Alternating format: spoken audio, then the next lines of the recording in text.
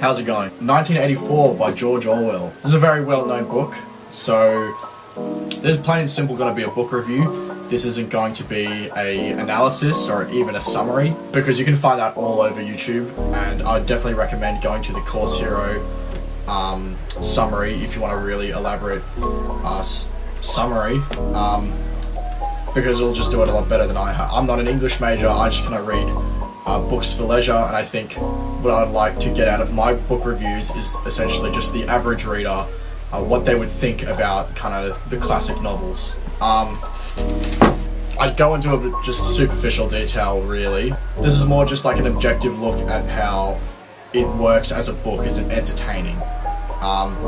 With that said though, this has probably got to be one of the best books of the century.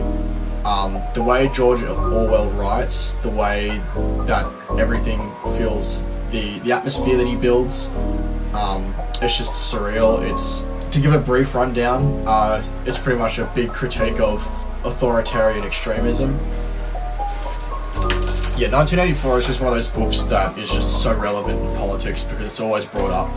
The term Orwellian, that's where it comes from, because when you have an increased amount of government control, as such in the United States, yeah, you're just going to always reference this book again because it's just so... It's essentially like a look at how post-World War II, in like the late 40s, I think, you can tell George Orwell is kind of speculating his fears as to... He's extrapolating upon what would happen if a government had way too much control. And I think that this is a lot of what he talks about in his book and his predictions has actually come true. Like, I can speak as an Australian, we have the Daily Telegraph, and the way the Ministry of Truth works is almost identical to how the Murdoch Press and Fox News, the Daily Telegraph, that's how they operate. It's not even fiction at that point, and I think it's definitely a mirror to our society in that regard.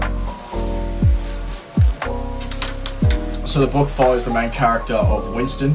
It's interesting, Winston's definitely not a typical hero type. He's not charismatic, he's not heroic, really. He does heroic things, but he's definitely done some things in the past, which it makes for a very interesting character. There's definitely a lot of interesting character dynamics in the book. I listened to this as an audiobook, and as an audiobook I can say that it's definitely awesome to listen to as an audiobook. I think the narrator that I had was really good at kind of giving a nice post-apocalyptic kind of atmosphere and mood, like a vibe. I don't want to spoil it, like you may as well just watch the summaries if you want it spoiled, but I think as a book goes, it's definitely a very enjoyable read. I don't know if I've mentioned that already. I love the concept of Big Brother. I think it's very reflective of how we look at our leaders in regards to who's Prime Minister, President, and especially in China. I know that they worship like Xi Jinping or something.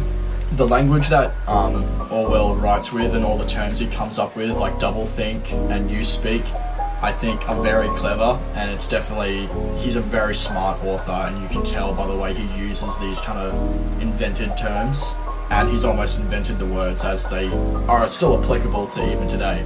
The concept of having two contradictory thoughts in your head, but you're not really bothered by it. That's definitely something that's in our society today. I'd definitely rate this book a 10 out of 10. I think that's what it deserves. It's definitely the 20th century. I think it's the best book of the 20th century.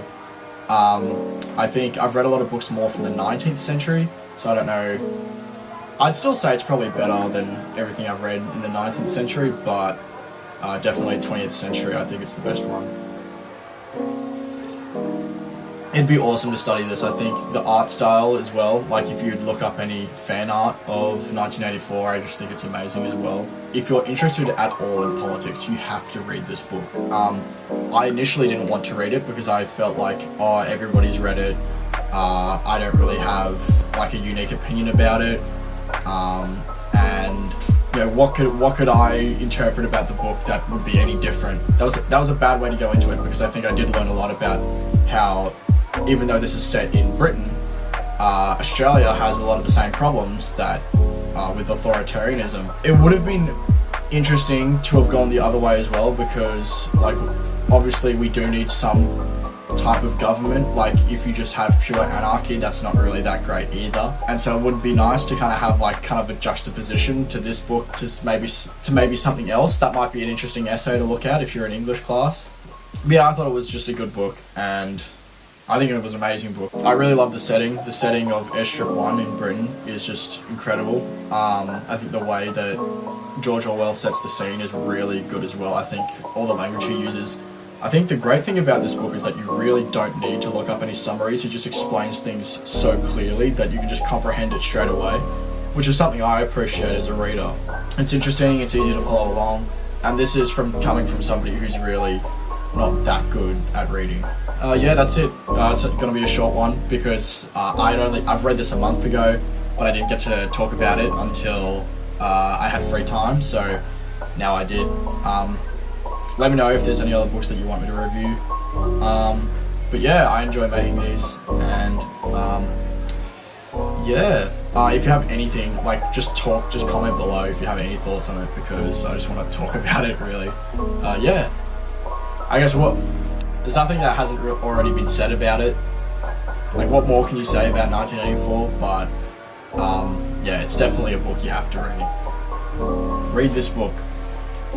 Cheers, and thanks for watching.